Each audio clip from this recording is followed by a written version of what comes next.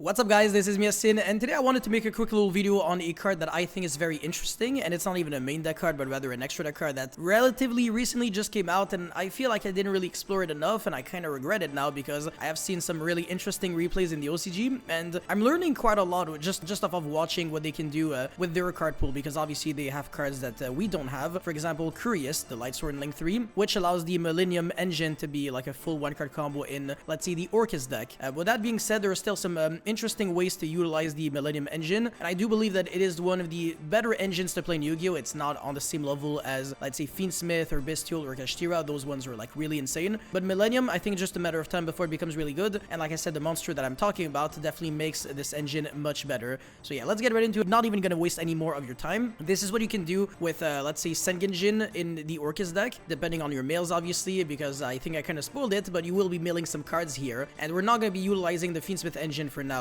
So we're going to be searching the Golem off of the Sengenjin and then search the Wedju Temple, and this is where it gets really interesting. We've got two monsters in our spell and trap zones, so we can actually summon this card right here, Snake Eyes Doomed Dragon. Very interesting card. At first I thought that it was kind of irrelevant because to me it was really just a Snake Eye monster, and Snake Eye kind of became garbage when, you know, it got destroyed by the ban list, but this card is extremely good generically because you can summon it just by sending two face-up monster cards from your spell and trap zone to the graveyard. So in other words, easy to access with the Millennium engine, and it is a level 8 monster. So now we've got two level 8 so that we can make Zombie Vampire, and from here on out we can mail. And in the Orcust deck, this is really good because there's infinite cards that you can mail at this point, and then we can also go Fiendsmith combo. It's gonna get even better because if we also have Engraver on top, then I think we can see where this is going. We can have access to Caesar and the DS Irae. And since we have an Orcust card in the graveyard, we're going to be popping off like crazy. This end board, it's going to be the most beautiful thing you'll see in a while. And we're also drawing a card off of the Necroquip, and if it's like a card like Fiendsmith in Paradise, it's even better because you're going to see very soon, and we can get full value off of everything that we discard. Anyways, sequence into DS Irae, right? And then this is relevant on the field, so I wouldn't link off into Agnum Day. It doesn't really make any sense. And then this is where the Orcust cards start generating a lot of value because they are extremely good. And if you open like one extra Orcust name, then the combo becomes infinitely better, as you will see in just a second. So yeah, Harp Horror, summon the Orcust Mekk-Knight Gearsu, and then make the Link 1, page the Fiendsmith in Paradise, search the Babel, and then activate that, and then World 1 or whatever, revive back your Harp Horror, and then link off into Galatea, and then shuffle back the World Wand in order to set the Crescendo, so we have an Omni Negate, and then revive back the Link 1 by banishing the Mekk-Knight Orcust Gearsu, go for the Din Gearsu, and then attach back the Orcust Nightmare, and then link off everything for the Enlin Gearsu, the Orcust Mekk-Knight, another Orcust Mekk-Knight,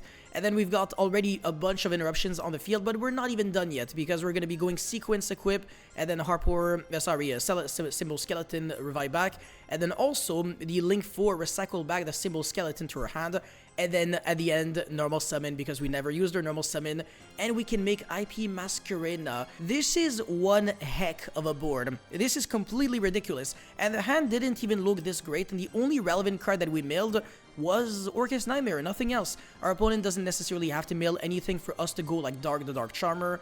We can achieve all of this with the hand that I just showed you, and obviously the mail that we just had, which is again absolutely beautiful. And you're also getting the Orcust cards in your graveyard by putting them from the hand in the spell and trap zone and then contact fusing with them, which is a very interesting and spicy way of unbreaking, you know, the big Orcust names like World 1 before you even get your Orcust cards in rotation. So I really like this, and if we were to count the amount of interruptions here, it would be a huge amount. So obviously Caesar, that is 2 interruptions, then Crescendo through 3, and then IP into SP, so that's 5, the DS Irae negate, so that's 6, and then the DS Irae send, because we can also link off the DS Irae with the IP when we make the SP, so that could be 7 interruptions, and then 8 interruptions with the Ending Gearsu to steal an opponent's monster.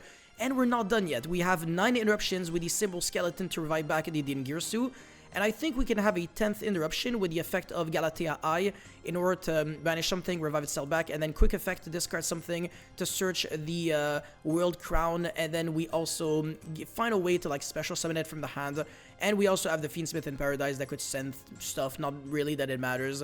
But yeah, there's infinite graveyard effects. I love this deck so much. But yeah, this is really looking like 10 interruptions actually, because yeah, the Orcust Nightmare would be able to send the World Wand that we shuffled back into the deck. I will absolutely be making an updated combo video deck profile with Orcust, Fiendsmith when the new support will come out. But I think, like I said, this engine is remarkable, absolutely worth exploring.